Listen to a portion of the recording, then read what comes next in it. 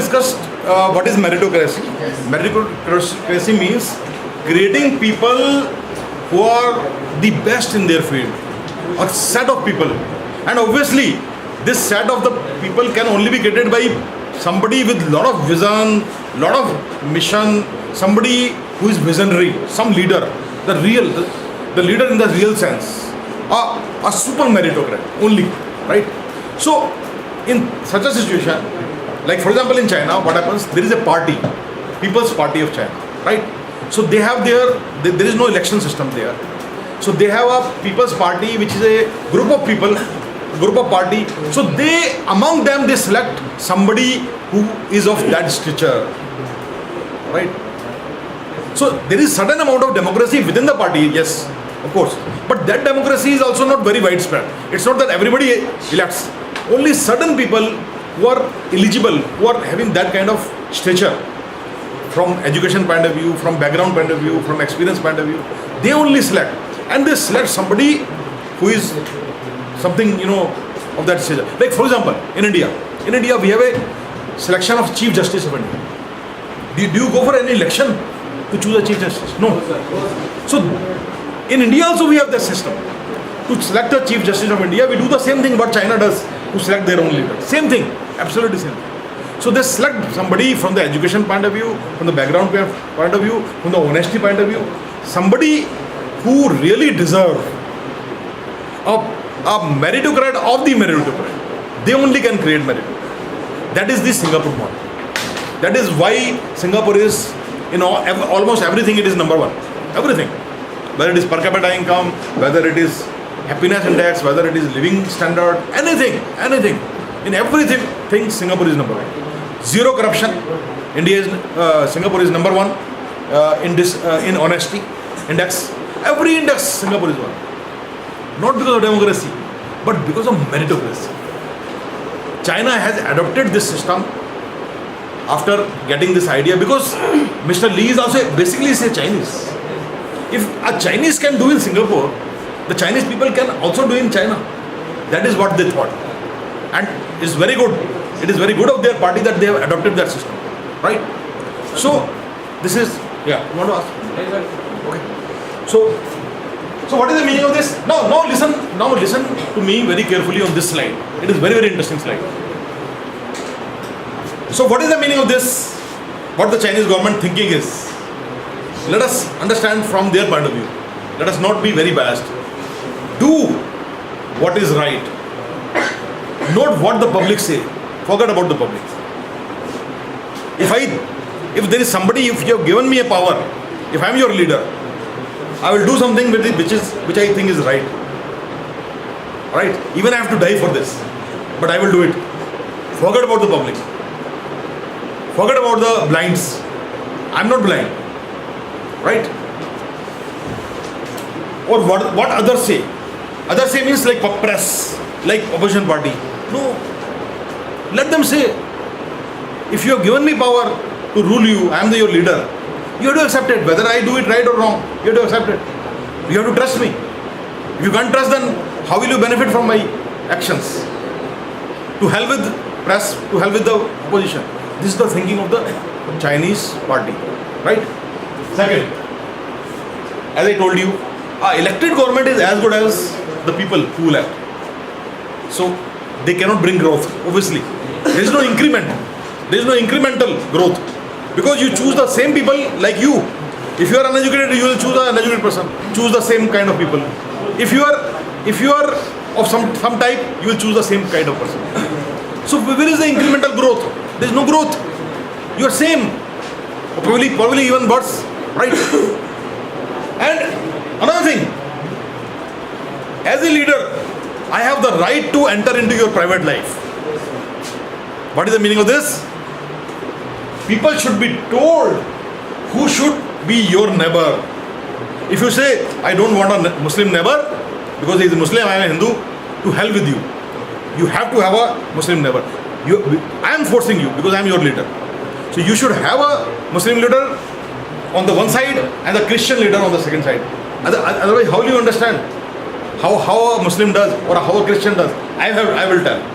Because I will also impact your private life. I have the right because I'm your leader, right? So I have to tell you that who should be your neighbor. How they should spit. You spit in your wash basin. If you spit in the public place, I will not let you spit. So you don't have any right to spit anywhere. I will tell you. How they should behave in public. How they should live. What should be your living style? How many rooms you should live? I will tell you. You should live in two bedroom flat or you should live in 3 bedroom flat. I will tell you. Because I have to see everybody. If you are a two-person family and you want to live in a 10-room flat, I will not let you live in that. Because I have to take care of others also. I am your leader, right?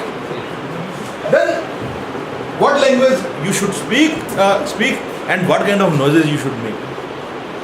I am telling you, you can't make noises to disturb others, but you will make noise because there is a Jagran, because there is a wedding party. This is my right. To hell with your right. I will enter into your public life. I will not let it happen. Because I am not your leader. I am leader of everybody. So I have the right to enter into your private life. This is the feeling of the Chinese government, right? Do you think that it is bad? Do you think? I don't think so. Frankly speaking, if the Chinese government says that I have the right to enter your private life, and I will say things you should do like this, probably they're right. In a group of blind people, a person who can see, you have made him a leader. If the group has made him a leader, so he will say, I am telling you, you have to go, you have to believe him. A blind people have to follow because you are blind. So I am trying your best so that your blindness becomes your strength, not the weakness. So I will convert your weaknesses into your strength by doing this, because you have reposed faith in me as your leader. So this is the method of thinking, how the Chinese government think about their people, right? And let me tell you, the same model has been adopted by Singapore also. Same. More on it. No religious assembly should be allowed. If I find more than 3 Muslims or more than 3 Hindus at some place, I will arrest them. If it is between you and the God, why do you have to have more than 3 people at one place? If it is between you and the God, why the hell you have to meet and plan this thing or that thing to attack each other? You have no right. So government says, if there is a religious assembly more than 3 people, you will be arrested. That is their thinking. It has worked. They are not saying that you are not with the God. You can go to the temple, you can go to the mosque, you can be with the God, but you are alone. There is no need to bring all your colony with you, or to go for a julus or a procession. Why? It's between you and the God, right? So I have all the right to not to allow you any procession or any assembly. This is what the Chinese government thinks, or the Singapore government thinks, right? That is their thinking. Again, it's debatable. Like for us, it will become indigestible, because so many years we are digesting something which is giving us no growth. So you can say everything, no, it is bad and that. But if it is bad, then where is the growth? You are not able to grow, right? So you have to believe somebody, right? So no religious assembly. Press freedom, fine. You want to have a magazine? You want to have a newspaper? Have it. But if you write something which is untrue, if you write something which is defamatory to me as a leader, or if you write something which creates communal disharmony, I will sue you. And I will make sure that you are in jail. To hell with the freedom of press. Again, same thing. The person who can see is telling the blinds, अपने पन्ने में जो कहते हैं ना, मारू group में कहते हैं ना, तो what is wrong with it? If you are doing something which is bad for the country, Indian government, right? See, we are already blind. And then you are telling that these are not only blind, they are dumb also. They are having no mind. They are fools they are good for nothing. So you are creating problem for my group. We are the group of blinds. We are blinds, but we are intelligent. We are blinds, but we are not dumb. But you are telling the world that we are not only blind, we are dumb also, we are uneducated also, we are having very bad etiquettes also. So I have all the right to stop you. Right? Got it? This is what the Chinese government think, or the Singapore government think. Is it really bad? Let me tell you. Because of these things, they are growing. Because they believe in what they think. It's not dictatorship. It's not Idi Amin. It is not evils. It is not evil forces. It is a system. It is a system of creating meritocrats. People who can think logically. And logical thinking says you should make your place clean. You should live like this. You should live with Muslims. You should live with Christians. In a apartment on the same floor, there should not be 4 Hindus or 4 Muslims. No. It has to be 1 Hindu, 1 Muslim and 1 Christian. That the government has to tell. There should be law for this. That is there. In China also and in Singapore there is a law that on a building on the same floor, people of the same community cannot live. There is a law. Why? Because unless you know them as your neighbor, how will you understand what is the difference between a Muslim or what is the difference between a Hindu? What are the merits and what are the demerits? Now, if all the Hindus are on the same floor and all the Muslims on the top floor, one day or the other you are going to definitely fight, because you will have some myths and mysteries or suspicion about each other, because you don't know each other. That's why there is no riots in China, communal riots. That's why there is no riots in Singapore, because of this law, because of that religious assembly, right? So again I am talking from the point of view of a geopolitical thought. So it's all debatable. I am not saying that whatever I am saying is right, but this is my feeling that probably this system is working. The system is working. If you think logically also, it should work. Then capitalism is okay, but state will regulate it. It will make its own laws, logical laws. Like for example, labor and land laws would be in favor of the industry and ultimately for the country. Like for example, what Modi is trying to do. He is trying to bring land acquisition law, which in short run may be bad for the farmers, but it is essential, otherwise we will never grow. Without land acquisition act, how industry will grow? Without industry, how the money has to come? You have to bring growth. Without money, can you bring growth in the country?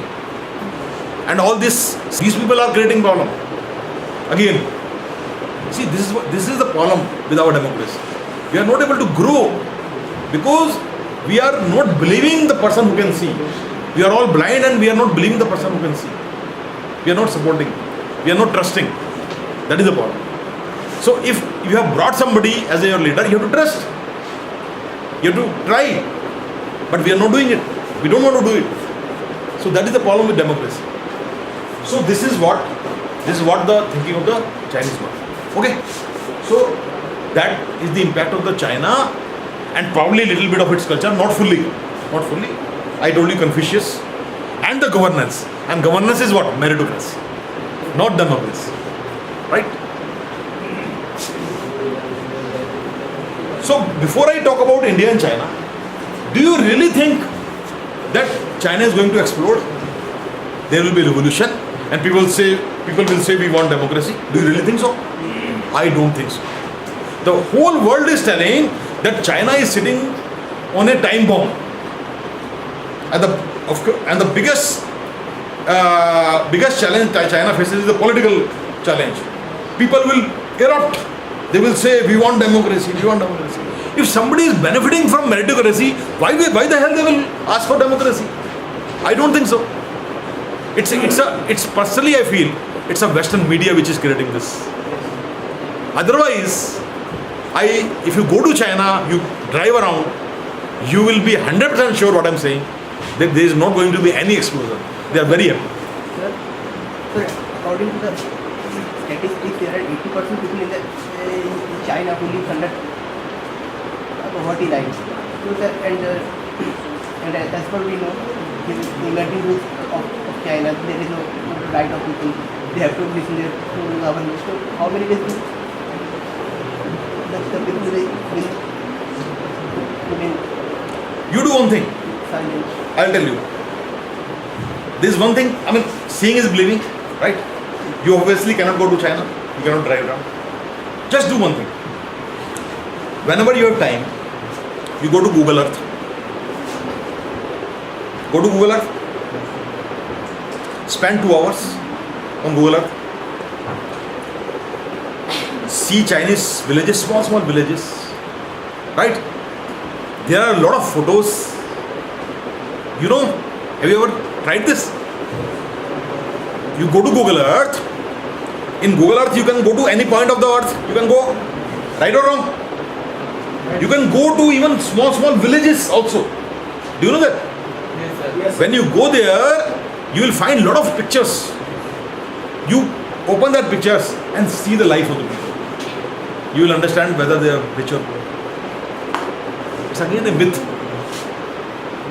Yes, statistically, number may be there that if the $8,000 per capita income is, you know, when we average it out, maybe the urban people are having $12,000 and the village people may be having $6,000 or $5,000. Gap is there. Yes, gap is there. But look at the living expenses. Living expenses in the urban areas are very high. The living expenses in the villages are too less. Same like in India also. In India also, the kind of salaries which you get in smaller towns and the kind of salaries you get in Delhi, is there no difference? But Same. sir, but that difference is that much huge in China. No. See, that is what I'm saying. You open villages of India also, see the pictures. You open villages. First of all, in the remote villages of India, you will not find any photos. In India. But in China, you go to any remote village, you will find a lot of photos. Right? And open those photos, you will be surprised. Sir, Glass buildings. In the village, glass buildings. I was surprised. I did this exercise, that's what I'm saying. See it. but sir, again the labor act. Malls, yeah. Sir, again the labor act of China, where the laborers have to work for 15 hours. Do you think it's going to continue? Not now. Yes, you are right. At certain time, government wanted them to work hard, but that was for everybody. And let me tell you, you are right. It was a 6-day week, and all this talk of 15 hours, it's not possible. Do you really think that you can actually force somebody to work for 15 hours? Even let me tell you, But sir, it happens in China. As per me. that is only you have heard. But in India, you can see it. You go to a small scale industries in India. You go to a small and medium enterprises. You go to Okhla industrial area. You go to Tronika city. You go to Wajirpur industrial area. People, underage people are working. Children are working in India. Children, they are not going to schools. They are working in India. Working since 8 o'clock in the morning till 8 o'clock in the night. But so all on paper. You go to industrial area. You drive around there, then you will come to know. See, there you have only heard, but here you can see in India. Let me tell you, it is not true. What you are saying is not true. Sir, you have to. In China, I know there is one thing, I tell you. They are very particular about timings. They want people to come on time, and if you are going for coffee, they will count. When you left for coffee, there is a biometric machine. But it is now happening in India also. Biometric machines are being put in factories now. If you are going out to have lunch or something, you have to press it.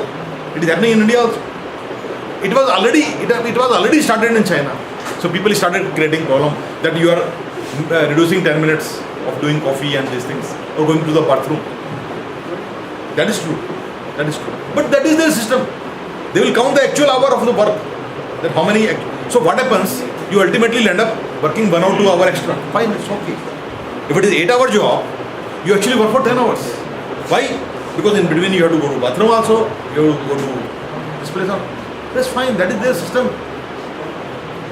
The idea is to reduce such things. If you want to go, you should not spend full time in your bathroom only, or you just spend all the time in canteen only. That is their way of doing it. See, imagine one more thing I want to tell you. Do you really think that if the labor laws are so bad in China, that kind of output is possible which is there? Do you really think so? I don't think so. And I fully agree that there may be some problems also. I'm absolutely not saying that there is no problem at all. But then agree on this also, that in India also we have problems when it comes to factories, when it comes to labor. Go and see what I'm saying. All this kutai and all. Even we stop them, then how they will earn money? That's what I'm saying. That's what I'm saying. If the Chinese government is able to give them minimum protection with little extra work, what is bad in it? They are getting free education. All the no children is working in China. Zero. No child labor. Let me tell you. Zero. All students are going to the school. Good schools. Everybody is getting free medical. Everybody. Rich, poor, everybody is getting free medical. What is the harm?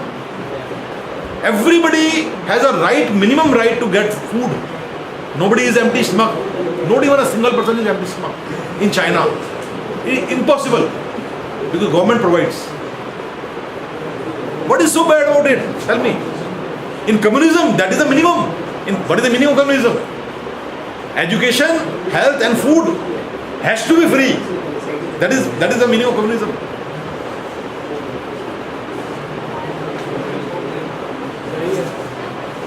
See, there is a difference between dictatorship and communism. There is a totally different thing. Right? I'm not saying that communism is very, very good. I'm not saying that.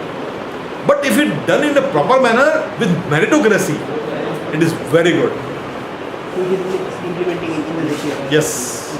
Because Chinese have realized that their communism will become their negative factor also. That's why they have adopted the Singapore model. They have changed. They have modified it. And all those problems which you are talking about is now no more there. All the timings and all those things are no more there. Because meritocracy means the person who is a meritocrat will not let happen anything which is going on wrong. That is the meaning of meritocrat. That is the meaning of Ishil. India has produced only one meritocrat in 60 years. These countries are producing thousands and thousands every year. And they are paid very high, handsome salaries. Very handsome. Meritocrats. And that's why they are free to go anywhere in the world. If they want to work in US, they can go. But they will not go. Because there is a patriotic feeling. And they get very good salaries. That's why they don't go. And that is the Singapore model. Singapore model means even if the government has spent money on their education, there is no condition that you have to work in Singapore only. No. You can work anywhere in the world. But 85% of the people come back to Singapore as meritocrats. After studying in Cambridge or Harvard. And they are the real people. No one have to spend even a single penny. The government is spending. Because they have been chosen as a meritocrat at the school level itself.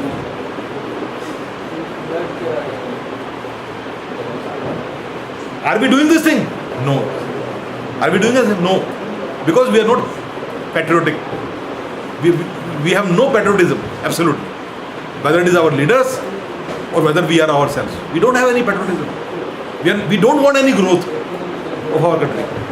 We only want our temple, our mosque, our this thing, our that thing. Short-term thinking. It's all short-term. Pakistan is even worse. Because it's a failed state. That's why. It's even worse. We still are better. We are still better. We still apply our mind. But China does not apply mind at all. That's why we are such blind people. We still have faith in somebody who can actually see. We still apply our mind. We are more mature. Probably, see, it is we only who has brought Modi. Ultimately, we only. So somewhere our democracy is working. We are still better. After 60 years, we have become better. right? It has taken so much of time. Now we are, and that too because of competition. Because of competition comes patriotism. The patriotism is now coming to India because of the competition with China, right? If China, there is no competition with China, again this patriotism will go, right? So this is exactly what I was saying. Got it? I will just come to that. So Indian policies are based on short-term voters, friendly views as against China's long-term view. China is way ahead of India in foreign trade because their share in the world trade is 11% and our share is 2%. Obviously they are much ahead of. China is way ahead of India in sea transportation, manufacturing and port infrastructure. Out of the world top 10 seaports, 7 are located in China. Isn't it a very big thing? Obviously. Sir, what is that they have this much of capacity to India? Because they spent money on port 20 years back and nobody stopped them. We have not even started. So why we are not? Because there's somebody who will do, he will be out of the power. People are still tolerating. It's a maturity. The maturity is coming. Probably now hope is coming that probably we'll behave like Western countries. Probably we have become educated. Probably. Right? But if it works, it will work. Now there is signal that with this system also we can. Because there is another problem. Now the problem is, now if you want to change the system in India, it is not possible. If you want to create this totally different system, is not possible now. Now we have to live with this, which is created by Jawaharlal Nehru. It could have been only changed by Jawaharlal Nehru at that time. But once we are on this path, we cannot go back. There is no going back. Now, if there is a going back, then there will be civil war. That is the problem. You cannot convert this democracy now. We have to live with the democracy, and when we have to live with the democracy, then we have to become like Western countries. Then we should not feel bad about Christians, we should not feel bad about Muslims. Whoever is there. They are all citizens of this country. We have to live like Western countries. Because you have chosen that path. Now you cannot go back. So we have to show the maturity in that only. Right? But then we should be ready to choose odd man out. Somebody who is hard. Somebody who is a mirror to your bad habits. Somebody tells you to be disciplined. We have to choose that person. And we have to believe somebody. That maturity has to come. And it is coming. Luckily it is coming. So that's why now there is a hope. That's why I tell that we can still compete with China. Yes. And why this maturity has come? Because of the competition. Because China is our next door. If he can grow, we are trying to prove that our democracy can also do this. We are trying to prove. But Pakistan is not doing it. They will never do. Because there is a problem. Cultural problem. They can never succeed. We are much, much, much better. Don't think that India is bad. No. We are not bad. Our culture is very good. Yes, sir. It's only that we could have been much better. We could have been. If we had adopted the right system. We can adopt meritocracy even in a democracy. It is possible. Meritocracy is possible even in the democracy. Like it is possible in communism. In communism you can have a meritocracy. In democracy also you can have meritocracy. That system has to be created. Okay? And the moment it will happen, India will be the number one country in the world. And it is going to happen. I'm telling you, in your own lifetime. You will be the citizen of one of the best countries in the world. In time to come. It is going to happen. But not because of democracy, no. Not because of democracy. It will be some better system. Because it doesn't work. Democracy doesn't work. You will have a situation like UP. Otherwise. No roads. On paper only. There are no roads.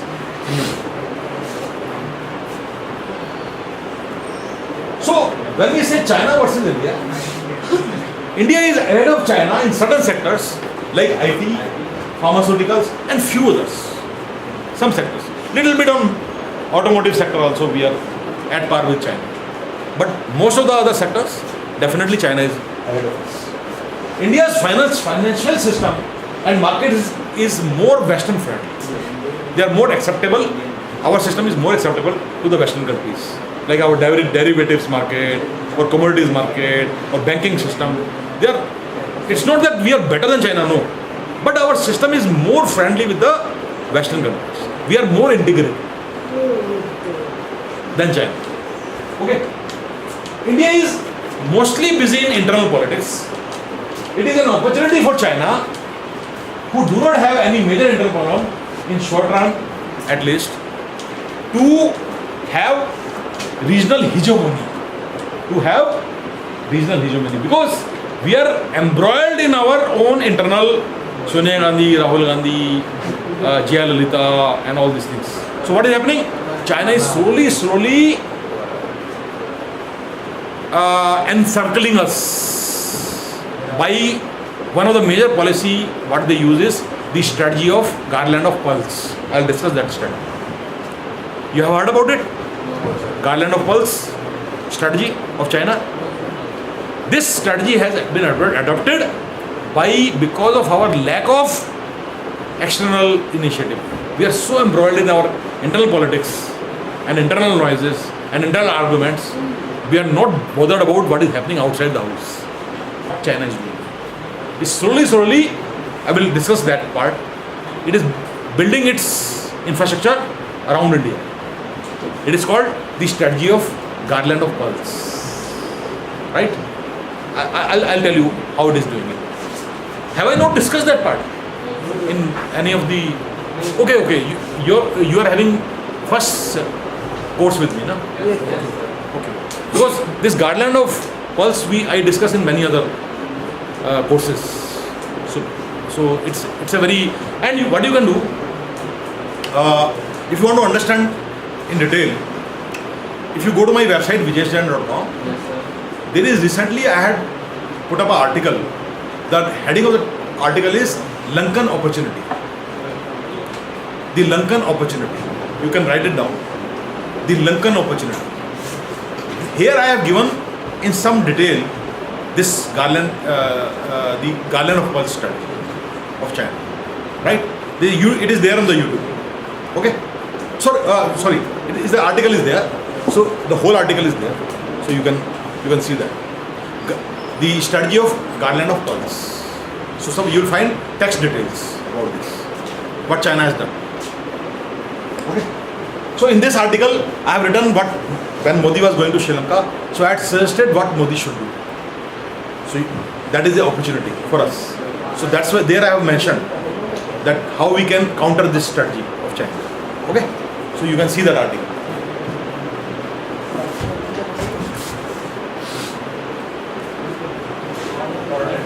So what China is doing, China is not having any problem internally.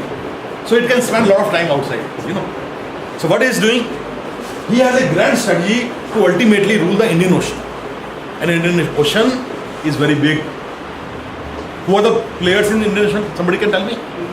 India, China, Sri Lanka, Bangladesh. Who else is there in Indian Ocean? Pakistan, Gwadar, yes, right? Gwadar port. Who else? Myanmar, right? Tell me the big ones. Sri Lanka, okay. Kenya. Why are you forgetting the Eastern Africa? Is also in Indian Ocean only. Mauritius, Seychelles, Kenya. Kenya is a very fast growing economy. 11%. Economic growth is 11%. Kenya. Right? Kenya is a very strong. So Kenya is, and then if you go to the other side, Australia is also in Indian Ocean. New Zealand, Indian Ocean. So what China is doing, slowly, it is building its hegemony. Because India is embroiled in the internal politics. They have invested $10 billion in Hamban Tota port. 10 billion. They have spent $5 billion in Gawadar, Pakistan.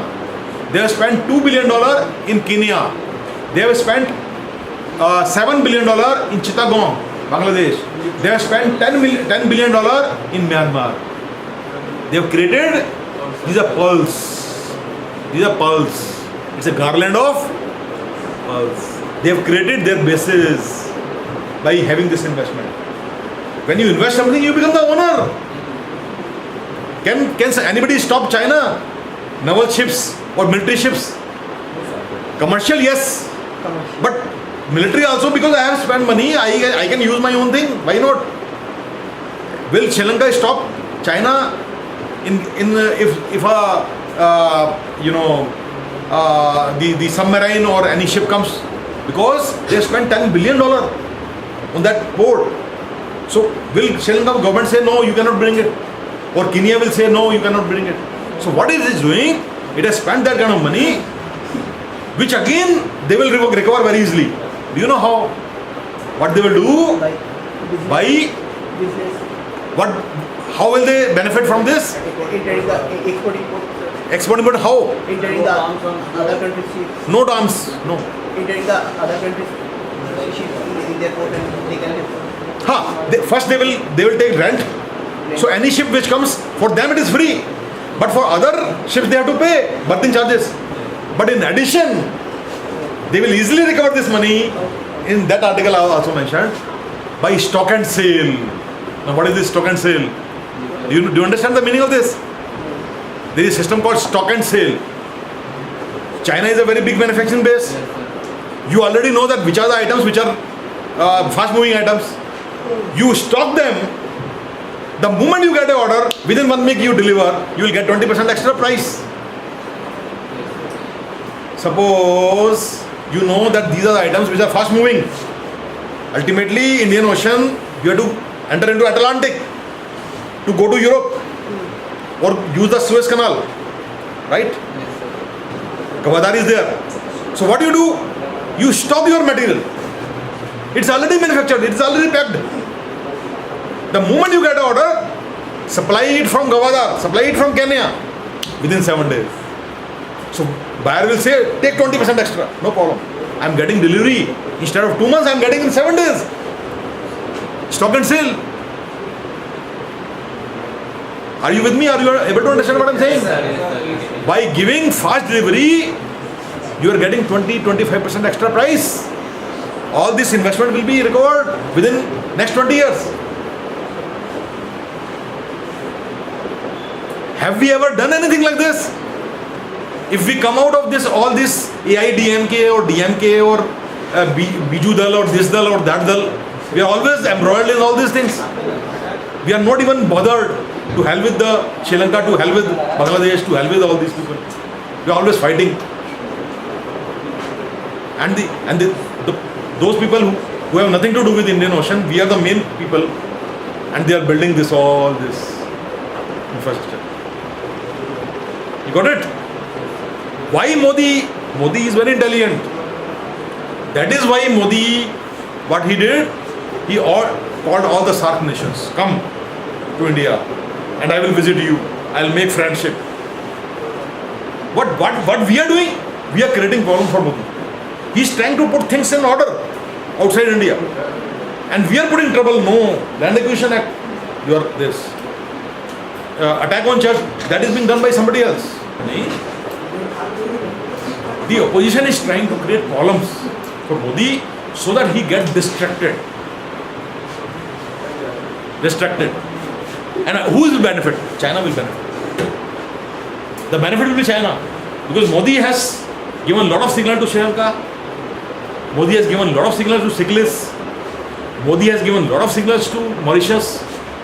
To the extent he has signed naval cooperation agreements with Seychelles and Mauritius. Joint exercises. It's very, very revolutionary. Very good. It was long due. But what we are doing? We are creating problem internally. Right? We are doing the same thing what the Kekadas do. If you put up 5-6 Kekadas in a pan and there is no lid, one Kekada is going out, somebody will pull it. So you need not put any lid on the group of Kekadas. They cannot come out. Because one Kekada comes out, other will pull it down. We are doing the same thing. We should not do that. Right? Again, it's a problem of democracy. Sorry to say. Again, it's a problem of democracy. Right? So again, it's a failure. But let's hope Modi still works. So in Garland, in the strategy of Garland of Pulse, what China has done, it has made investment in Myanmar, Bangladesh, Chittagong is in Bangladesh, Sri Lanka, Hambantota, Pakistan, Gawadar, the place name is Gawadar, and Afghanistan also. Afghanistan, not for the CE purpose, for the other purpose, it has made investment, and Kenya.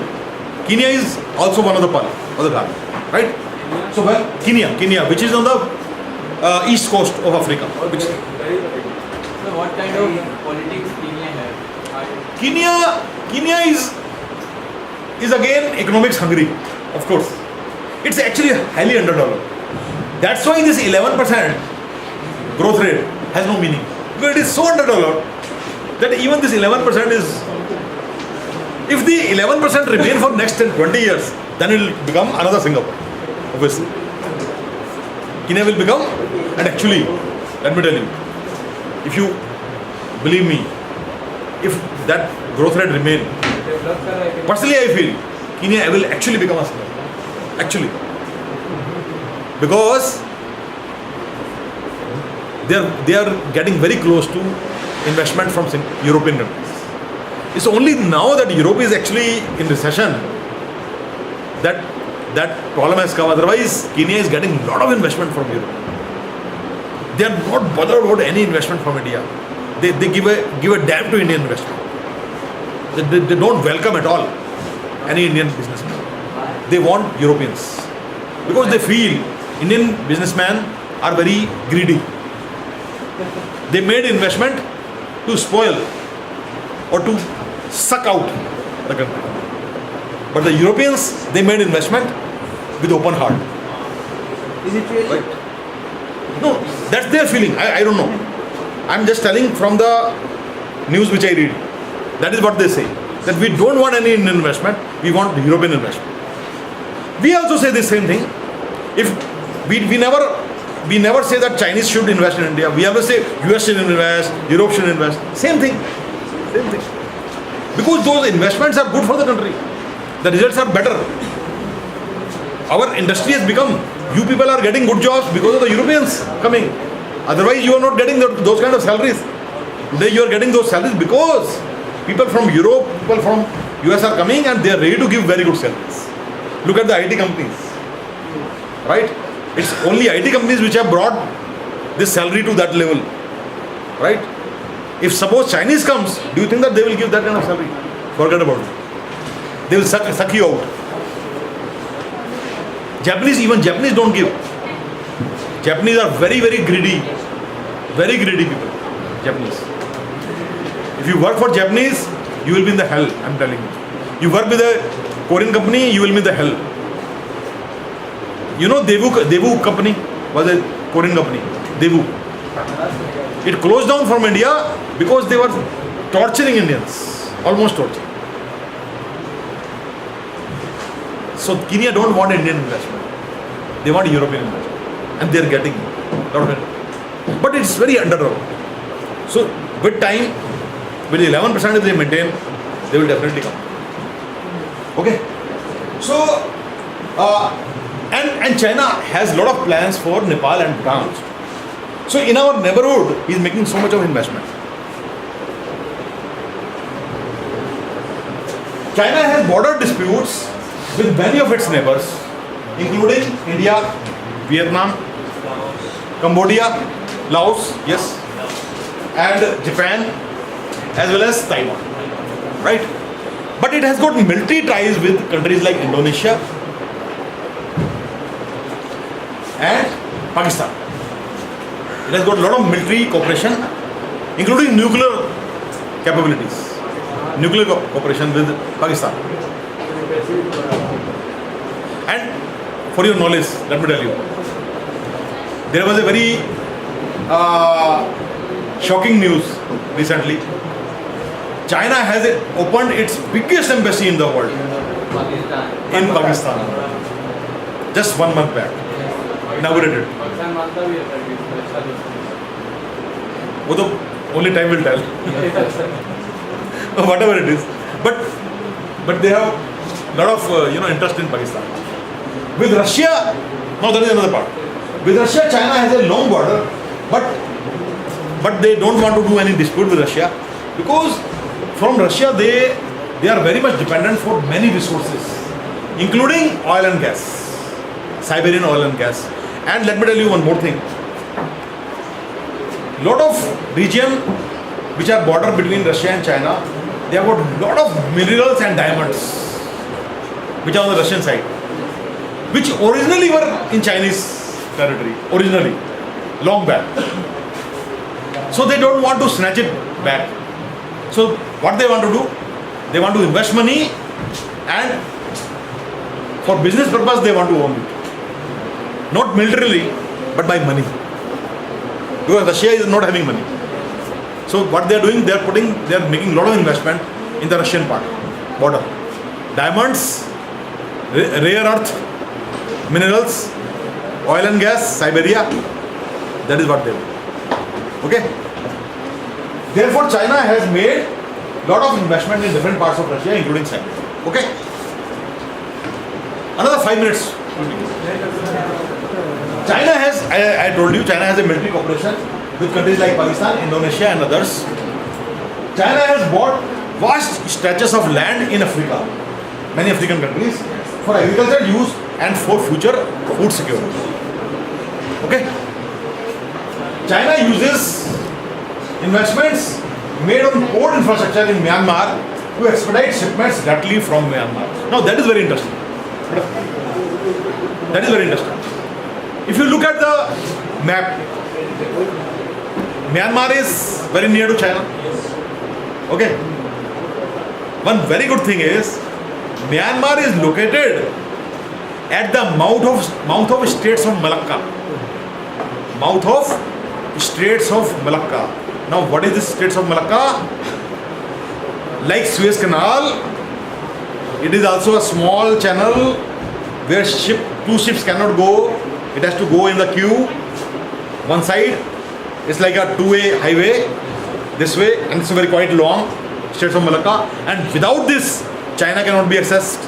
So the biggest barrier for Beijing, Shanghai, all these ports is Straits of Malacca. And waiting time can be as high as starting from 1 week to 4 weeks to get in the queue. So your time is wasted, ship time. So what they have done, they have found a very good solution. They have made big investment in Myanmar. Instead of bringing to China, they offload the material in Myanmar itself. And with that port, they have got very high speed road link, very high speed train link and pipeline. Very high. And it is just pumped into the pipelines or sent by road or by train directly.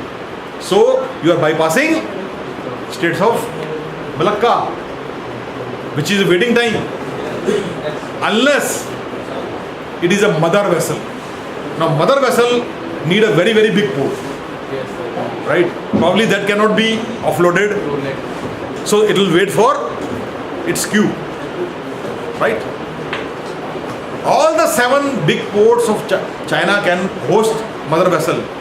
In India, we don't have even a single port which can host a mother vessel. Isn't it unfortunate? Mother vessel. We don't have, even today. Okay? Last slide. This is the last slide. Last slide.